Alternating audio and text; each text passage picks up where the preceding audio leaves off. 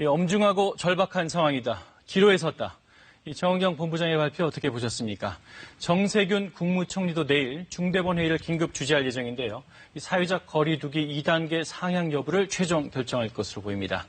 그럼 여기서 이재갑 한림대 강남성심병원 감염내과 교수 모시고 지금 상황 더 자세히 짚어보겠습니다. 교수님 나와주셔서 감사합니다. 네, 안녕하세요. 자, 오늘 하루 수도권 확진자만 최소 120명입니다. 이 서울, 경기 모두 최다 기록인데요. 네.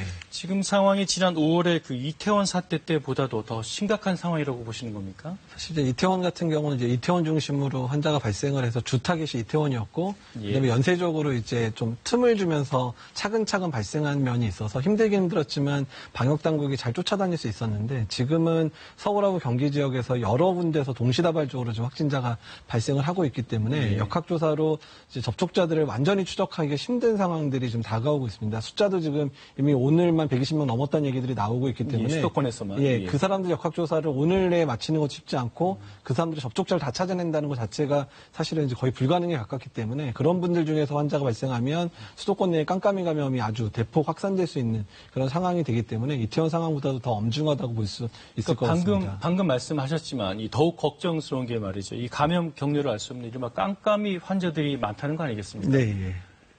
깜깜이 환자가 이제 늘어나는 주된 이유들은 이런 추적을 하는 과정에서 추적되지 않는 환자들이 늘어나게 되면 그 환자들로 인해서 추가적인 환자가 발생하면 다 깜깜이 환자로 분류가 되는 상황들이거든요. 지금 화면을 보면 6월 달에는 9.4%였는데 지금 7월에는 13%가 넘었어요, 지금. 사실 방역 당국이 목표로 하는 게 5% 미만인데 이미 워낙 계속 9%, 10% 가까이 됐는데 13.4%로 늘어났기 때문에 지금 현재 발생하는 환자들이 다 추적이 이미 안 되고 있다라는 얘기이기 때문에 이것만으로 상당히 위기감을 느낄 수 있는 지표라고 생각이 됩니다. 예. 그 또 확진자 한 명이 다른 사람을 감염시키는 수치, 그러니까 감염 재생산 지수도 증가했다고요. 이거는 어떤 의미로 받아들여야 되겠습니까? 일단 감염 재생산 지수를 시간별로 시리얼로 계속 체크를 하는 걸 저희가 RT값이라고 표현하는데 지금 이제 예전에 환자가 저희가 정말 적었을 때 그러니까 저희가 4월 말 정도의 상황이 뭐 0.5 정도라고 얘기를 했었는데 지금 화면에 수치가 나오네요. 예, 그래서 지금 이제 4월 5주째가 이태원에서 환자 발생해서 1.79였고요.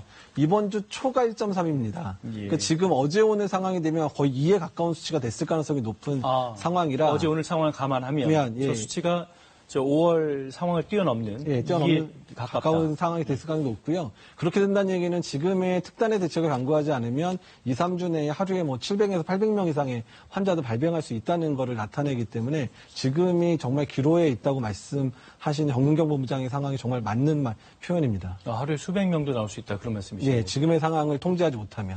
그렇군요.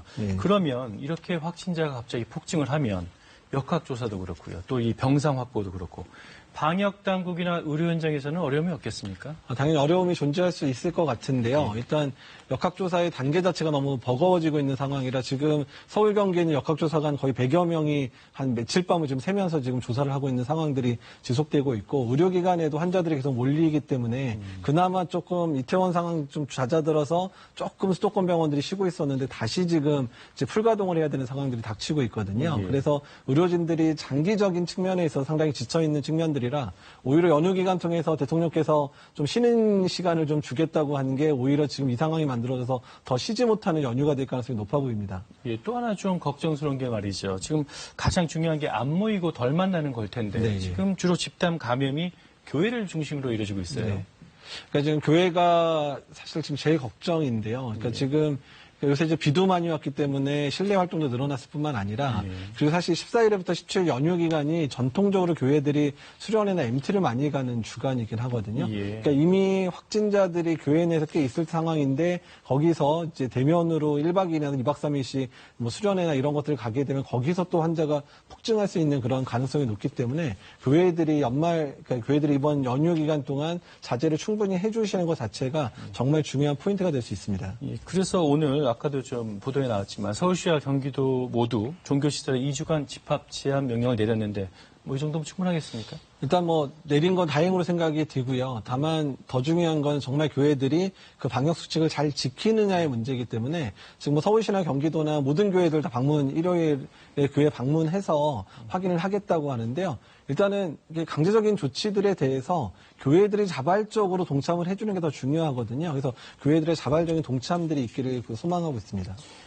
또 내일부터 당장 연휴지 않습니까? 네. 그 일각에서는 연휴를 앞두고 정부가 사회적 거리두기 단계를 진작에 이미 높였어야 하는 거 아니냐 이런 지적도 있던데 어떻게 생각하십니까? 맞습니다. 사실 이제 토요일이 되기 시작하면 언론의 관심도 떨어지게 되고 사회적 거리두기를 내일 격상한다 그래도 이미 커뮤니케이션에 한계가 있기 때문에 오늘 조금 급하게라도 좀 모여서 결정을 해주셨었으면 상당히 파급력 있고 또 많은 교회들도 자제할 거고 많은 국민들도 현명하시기 때문에 잘 동참해 주실 건데 조금 타이밍이 하루 좀 늦어진 부분들 걱정이 돼 내일 만약에 혹시라도 또 결정을 안 하게 되면 사실 주말 사이에 어떤 일이 벌어질지 모르기 때문에 내일 중대본회의에서는 특히 수도권에 대한 사회적 거리두기 격상은 반드시 해야 될 것 같다는 생각이 듭니다. 내일 국무총리가 직접 주재한다고 하니까 결과를 좀 지켜봐야 될 것 같고요. 예, 예. 또 우리 학부모들 입장에서 궁금했을 게 당장 2주 뒤에 학생들이 개학하지 않습니까? 네, 예. 지금 이 상황대로 등교 수업이 가능하겠습니까? 어떻습니까?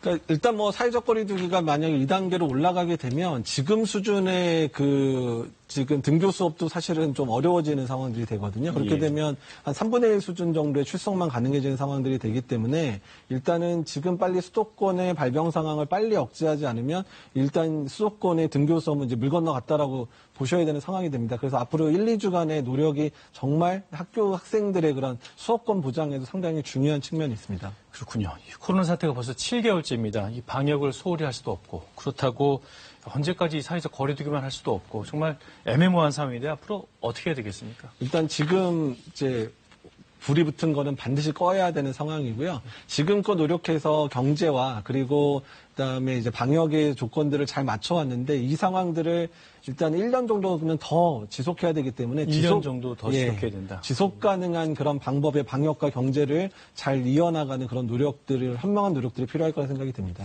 예, 교수님 오늘 말씀 여기까지 듣겠습니다. 감사합니다. 예, 감사합니다.